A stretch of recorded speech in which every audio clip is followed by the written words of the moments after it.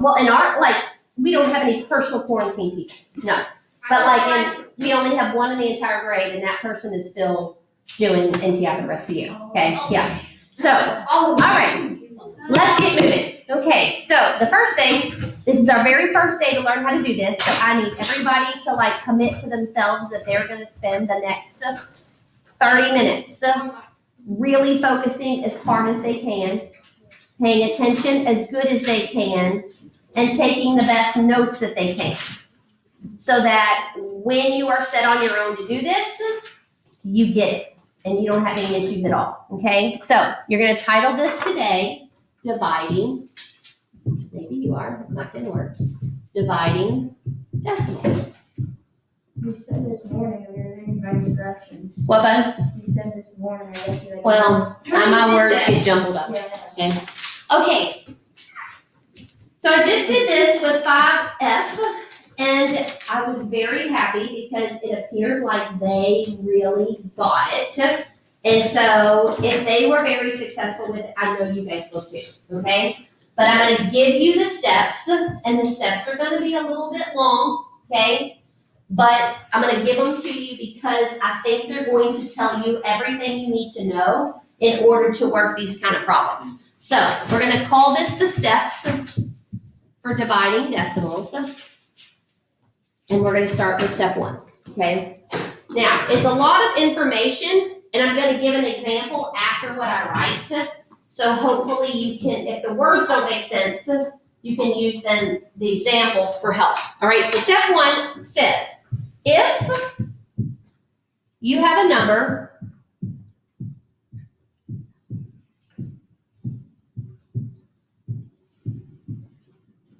with a decimal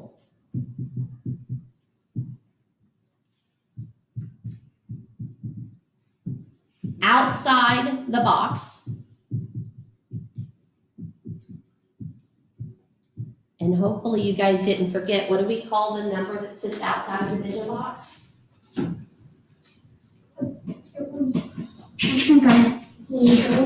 Brayden? It's the divisor, okay? So we're gonna kind of remind our brain in this little step here that that's called the divisor. You must, and I'm gonna underline the word must, move that decimal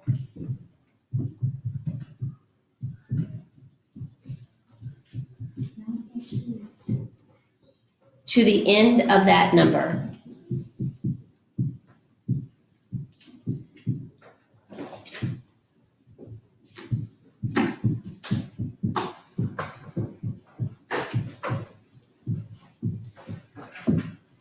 Okay, so I told you it was kind of a lot of words, but you kind of need all those words in order to help you to figure out what exactly it is that you're supposed to do, okay? So again, if you have a number with a decimal outside the box, and that would be the divisor, you must move that decimal to the end of that number. Okay, so here's what that means. So underneath, we're gonna kind of add a little example. And our example is gonna look like this, okay? So let's say that the number that we had was 2.8, and that was the number outside the box. I'm not even gonna put a number inside the box because what's inside the box really doesn't matter with this step. It's what's outside the box that matters. So if you look at what the words say if you have a number outside the box that has a decimal, you must move that decimal to the end of that number. So what would I do in this example here if the red stuff, those words, tell me what to do? Olivia, what is it saying to do? Yeah, I'm gonna have to move this decimal to the end, which in this example, it would sit behind the 8. So Olivia, how many spots did I have to move that decimal to get it to the end of the number? I just moved it one position. Do you all see that? Yeah. So we'll kind of show with our little arrow what this would look like after we've done the step. After we've done the step, our problem would then look like something like that, right? I know that example might look a little Chinese, but hopefully it makes sense now. Okay, so it started out as a 2.8. We moved it to the end of that number, and so it became 28. Now, do I need my little decimal sitting there at the end behind that 28? No. I do not, because in math, Cassidy, what does a decimal mean? It means and. So if I have a decimal in a number, and I don't have anything after it, would that make sense? Like if I said, what number is outside that box? Would you go 28 and? No. That would sound bizarre, right? So instead, since there's nothing that's sitting at the end of it, you would go, I don't need it. I moved it to where it needs to be, and so now that's what it looks like. So step one, how many people are like, that makes perfect sense? Okay? Now, notice how step one starts with the word if. Why did I do that? Addison. Because you may have just regular numbers with a decimal in it when you start. Good girl. You may have a problem where the number that's outside the box isn't a decimal number. It's just a whole number. So if you have an example like that, do you even need to do step one? No. No. Step one is only a step you have to do if you have the number outside the box that has a decimal. But sometimes you won't. Sometimes you'll just have a regular old number like 12 outside the box. So you won't have to move a decimal if you don't have one to move. Yes? Okay, that's step one. All right, let's move on. There's 3 steps. So step 2. All right, what does step 2 say to do? So step two says, and I wrote these down on the board in the other room, so that's why I'm using the same ones. Step 2 says, once you notice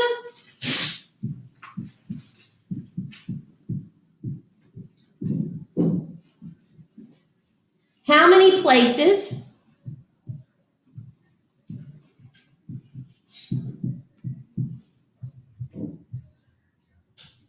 you must move that decimal,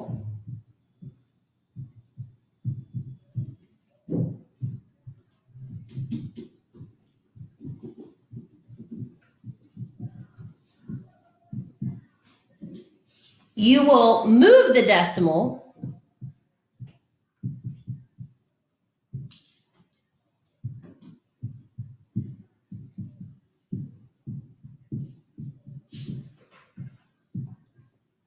inside the box. And do you remember what we call the number inside the box? What's it called? The dividend. Good. Oh, bless you. The same number of times.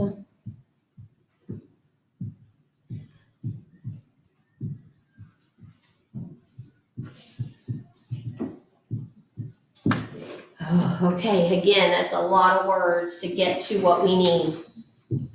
But these are kind of wordy steps.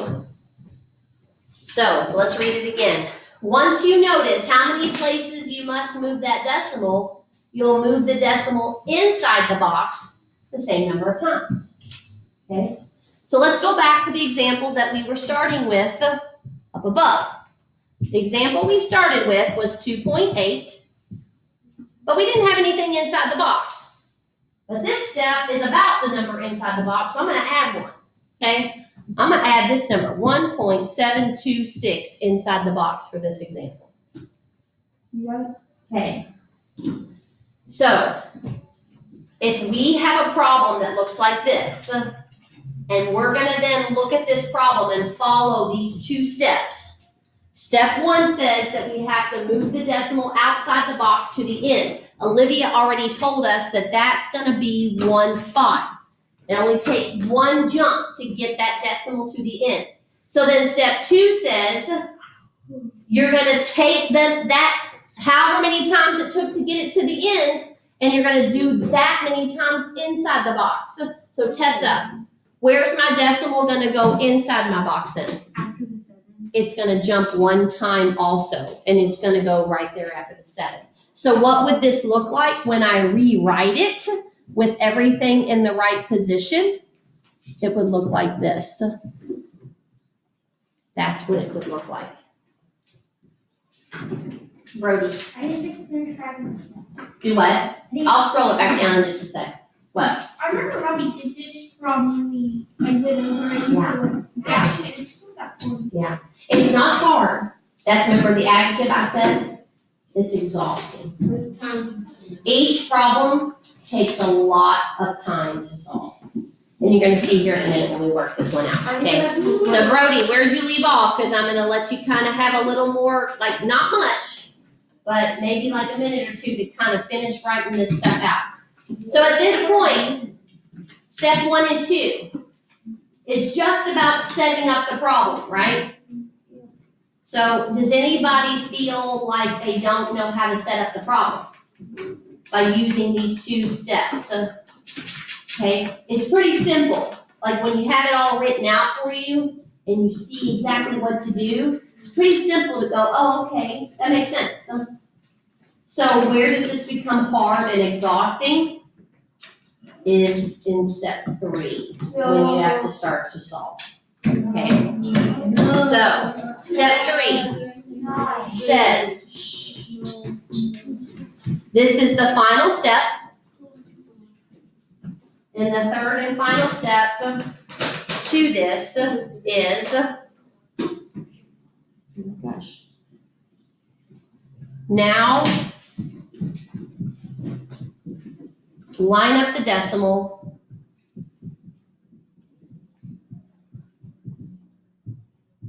Inside the box.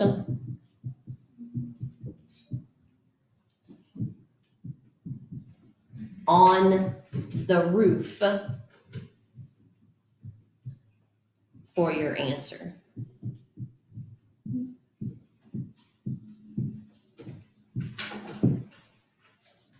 And then I'm going to put dot, dot, dot. Then start dividing.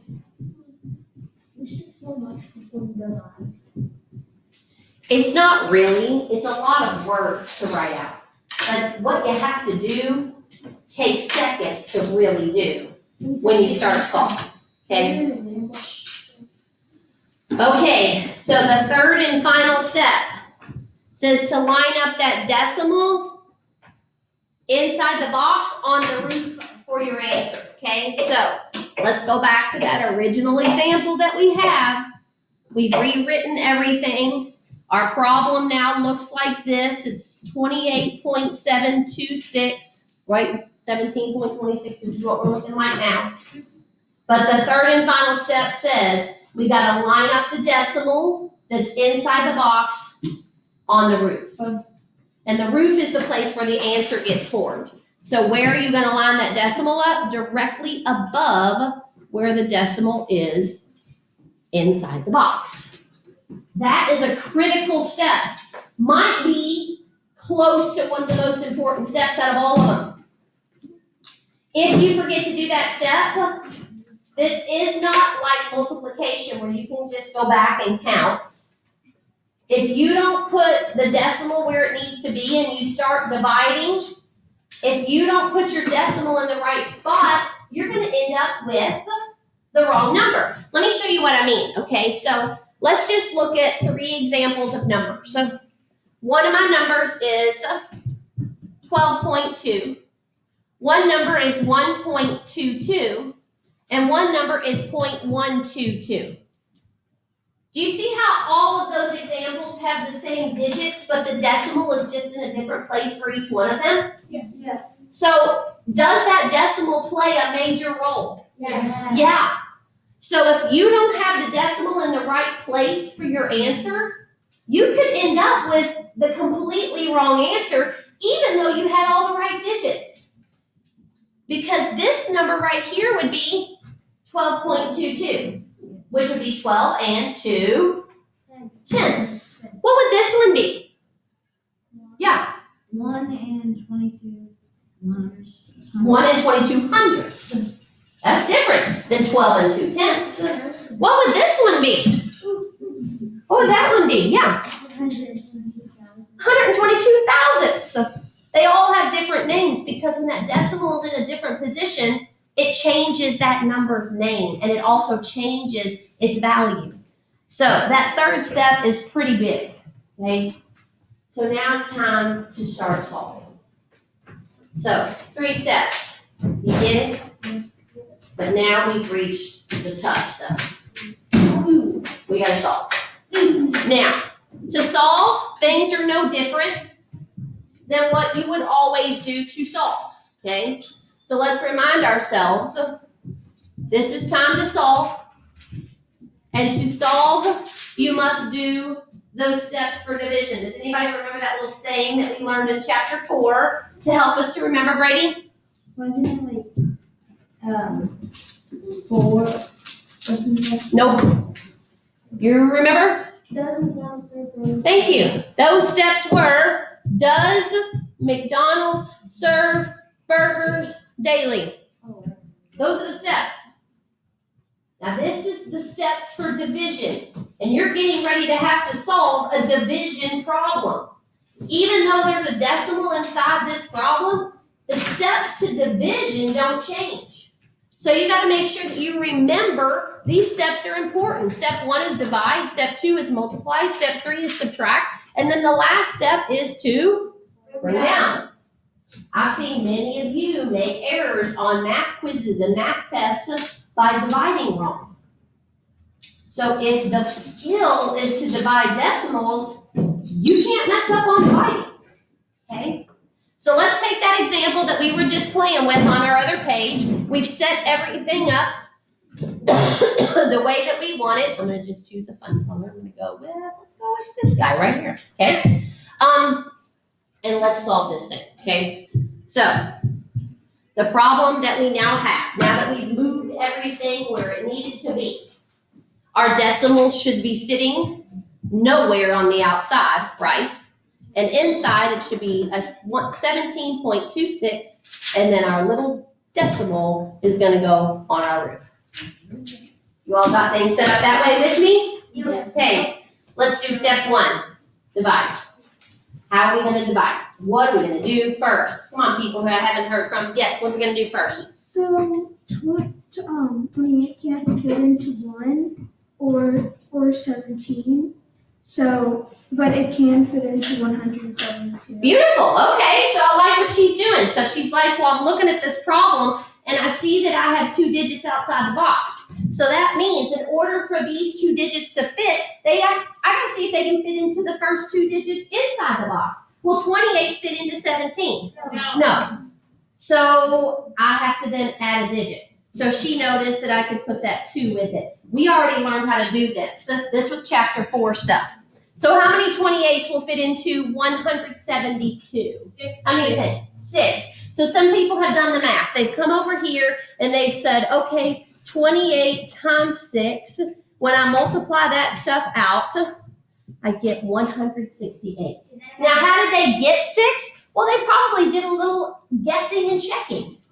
They probably went 28 times 4. Well, that's not enough. 28 times 5. Well, that's still not enough. 28 times 7. Well, that's too much. 28 times 6. I found it. Okay? This is part of why this takes long. It's because, unfortunately, when you're in 5th grade, you don't get to use calculators. You'll get to a point in your life where you will get to use calculators for this. But this is the tiny chapter of your math life where you have to prove that you can do this without a calculator. Because there may be moments in your life as you grow up that you won't have a calculator with you. And a life skill is knowing how to divide. So you got to know how to do this, whether you think you should know how to do this or not. Okay? So the first step I do is divide. So I said 28 will fit into 172 6 times. So here's the big, major question. Now, Brady, you just told me that it was 6 times. Where is that 6 going to go on the roof? Over the 2. Yes. It's going to go on top of that 2. And that's huge. Because if I put it on top of the 7, would it put the decimal in a different position? Yes. Yes. So like this is major, that I get this digit in the right place on the roof. So when you guys were younger, earlier in this year, and you were learning how to divide, one of the things I kept preaching to you is line up things. Didn't I?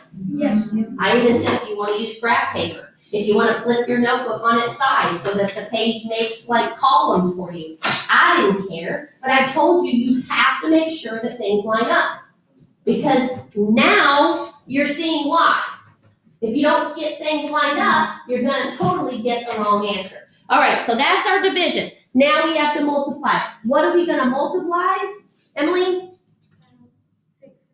6 and 28, which I just did already, and I found out that it was 120 or 168, okay? So I'm going to go ahead and bring that down, 168.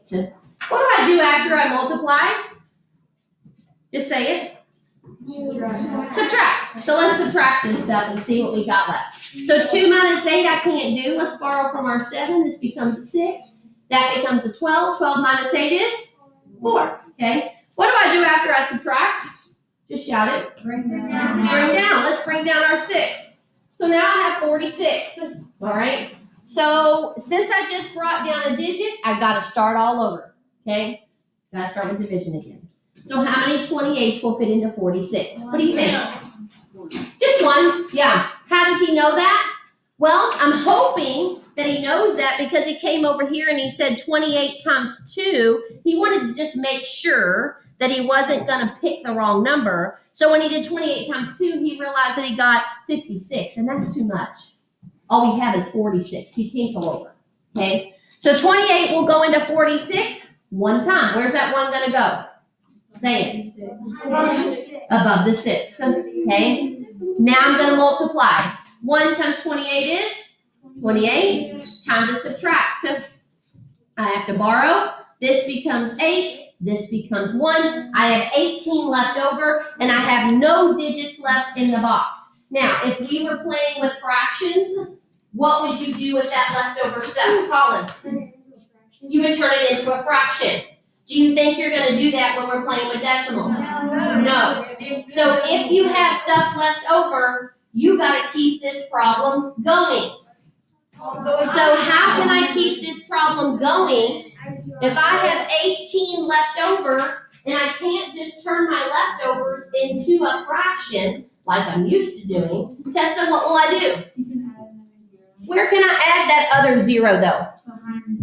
I'm going to add a 0 behind the 6 right there.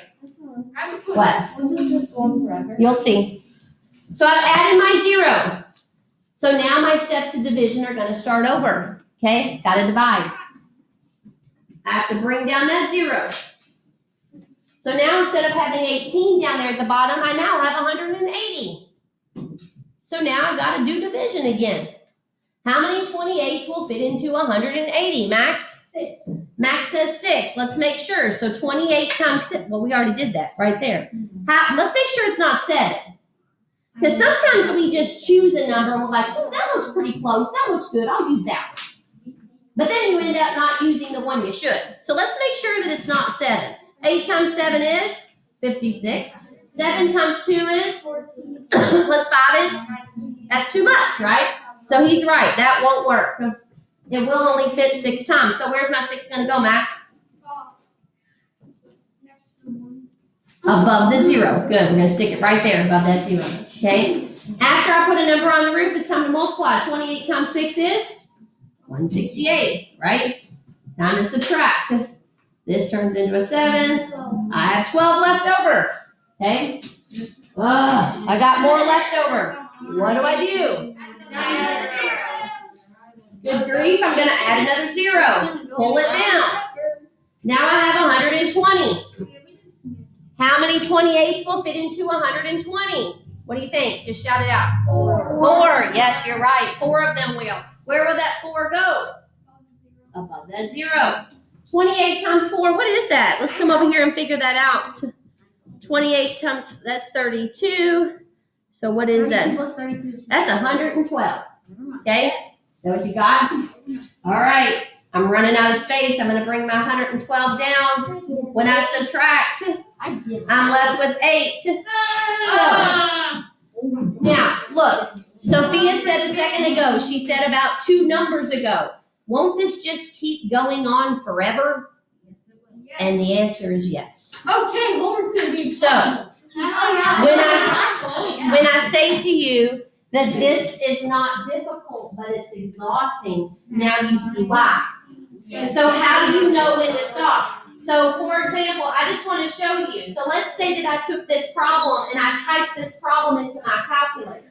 So the original problem, not when we moved our decimal around, but when we first started the problem, it was 2.8 divided by 1.726. When I hit the equal sign, well, first off, this is all my calculator shows me on my screen because my screen's not long enough to really show all the digits. When I rotate my screen, you'll see all those digits that continue to show up after the decimal.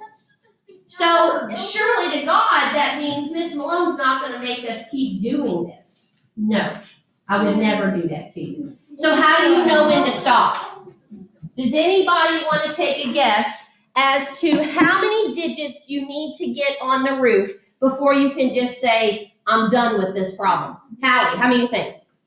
3. She's got it. You really could have come to a stopping point here and not need to do all of that. Okay? Because once you got 3 digits on the roof right there, I'm going to say you can call it done. Okay? Now, what do I want you to show me the answer to look like? Okay, so pay attention. This is big stuff too. Okay? Because when we did all that work, we came up with an answer. And our answer was 0.616, right? I'm going to call that the 5th grade answer. If you leave your answer like this, which would be exactly the stuff that just formed up on the roof, that would be called the 5th grade answer. Which technically, you're 5th graders, so that's all I expect. Okay? But you're 3 weeks away from being a 6th grader. So, what would 6th graders put their answer as? Well, 6th graders would do something different. They would take that number on the roof, which was 0.616, and they would know they have to round that. And so where do they round to? They know that they round to that number that's 2 spots away from the decimal. So what would 0.616, if you rounded it to that underlined digit, Cassidy, what would it turn into? Huh? 620? Oh no, 600. Point, don't forget your point. 600. No, I think you had it first right the first time. You just forgot your decimal. Yes, it would be 0.620. Which one? Now, okay, shh. Even the more advanced 6th grade way would be to realize that this could really turn into just that. So as a 6th grader, that's what they're putting as their answer for that problem. This problem literally took like 8 feet on this one. Now, how did Cassidy even get that 0.620? Well, I'll tell you what she did. She went back to her rules for rounding, which that was like chapter 1 or 2. And she noticed that if that's the digit that's underlined, the rules of rounding say you look at the number to the right. If the number next door is 5 or more, what does the underlined digit do? It goes up a floor. So this becomes 0.62, and then everything after turns to 0. So that's how she knew so quickly that 0.616 really is 0.620.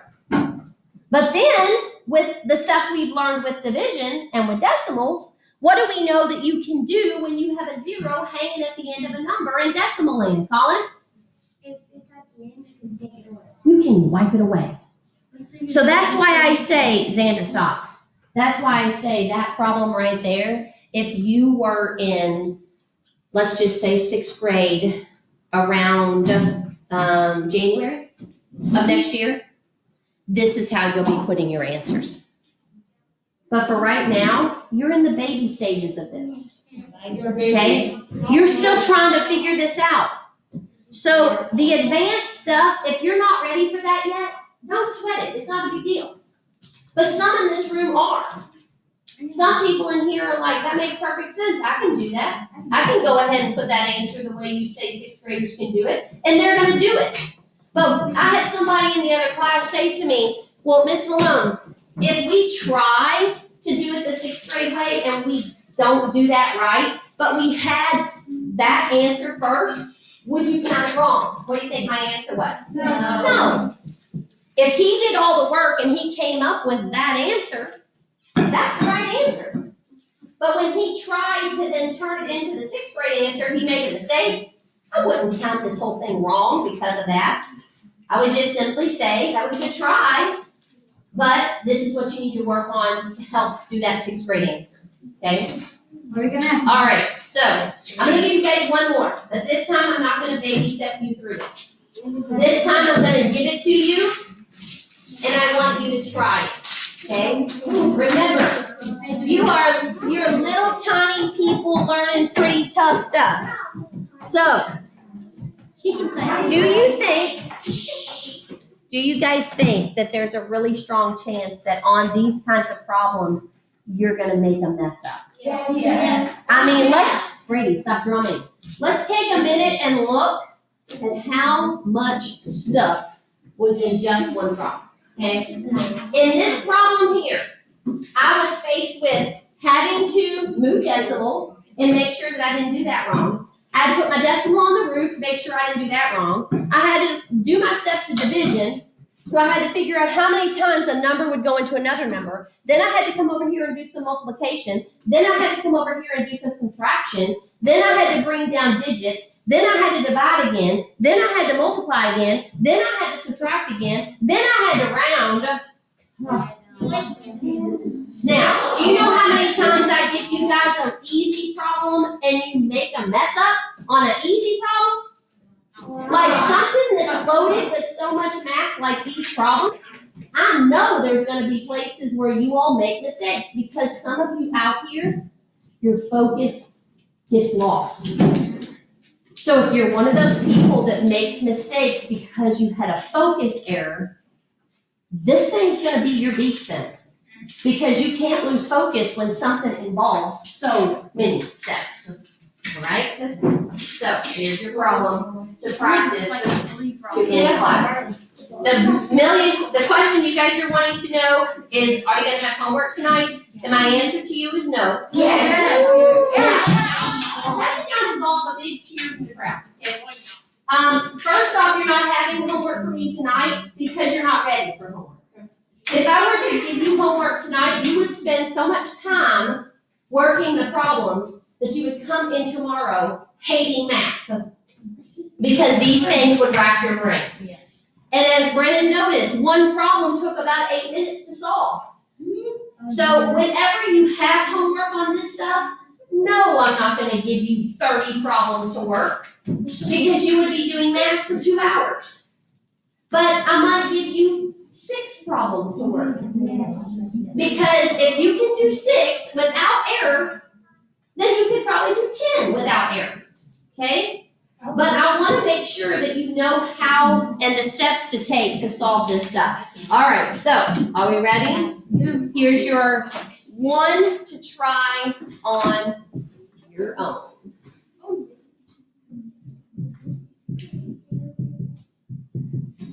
Oopsies. Try this one. Okay. Let's try. And I'm going to make one that's not so tough. Let's go with.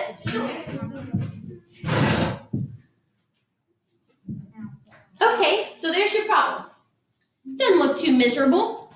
Now, if it's written like that in a line, you gotta remember which one goes in the box and which one goes outside. Huh? No, don't say that. No. Spank yourself for saying that. It has nothing to do with what's bigger and what's smaller. What goes in the box, Brody? Whatever's listed first. So in this example, that 5.1 better be in your box. The number on the outside is a 12. Does it have a decimal? No. So do you need to do step 1? No. Do you need to do step 2? No. Where do you start? Step 3.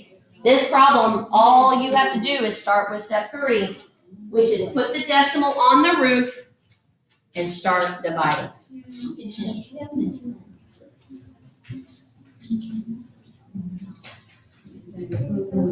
you add zeros if like, since especially one to that one as well, can you add a zero at the end of the? If you run in having stuff left over, you have to add zeros to keep the problem going until you have 3 digits on the roof.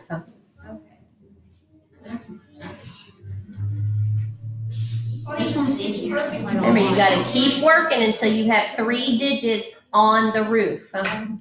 3 digits behind the decimal. Does this thing come out even eventually? Yes. Okay. This one will come out, it'll get to a point where you won't have to add another 0, right? It's perfect. Comes out perfect? Yes. Okay. What?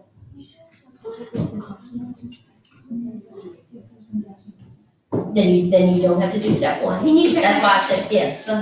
So like in this problem, the first one listed is what goes in the box. So let's set up your problem. So 5.1 would go in the box.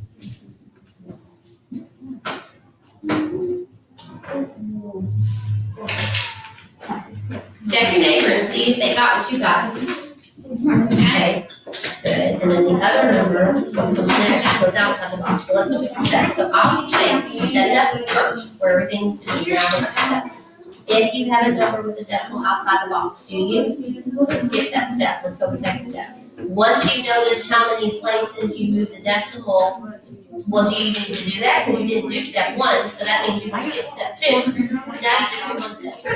Okay, skip this. All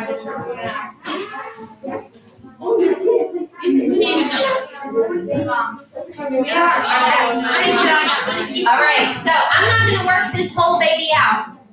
And those of you that are still working, keep on going. Don't give up just because I'm going to give you the answer. But here's what you should have noticed. As long as you didn't make any errors, you should have ended up with an answer of 0.425. Okay? Now, did you have to have that 0? No. Okay? So you can just, if that wasn't there, that's cool too. Okay? Now, how many of you left it as 0.425? All right, nice work. How many of you were like, I'm going to put this in the 6th grade way? Okay? So in the 6th grade way, if I was looking at this number here and I look at the number to the right, the number to the right is 5 or more. So Rory, what would this look like as a 6th grade answer? 0.4. What the heck? Sorry. 0.43. How many of you put it like that? Either one, I will give it to you. Okay? All right. So tomorrow, we're going to come back to this. We're going to practice a little more. We're going to play a little more. And then tomorrow, you will have a little activity. Now, let me tell you, when you have Miss Peters with you on Wednesday, I told you that when you have Miss Peters with you, she is going to be giving you a worksheet to do. That worksheet that she gives you will only have 8 problems on it. Okay? Because those 8 problems are probably going to take you the whole class. Okay? It is crazy, but it's true.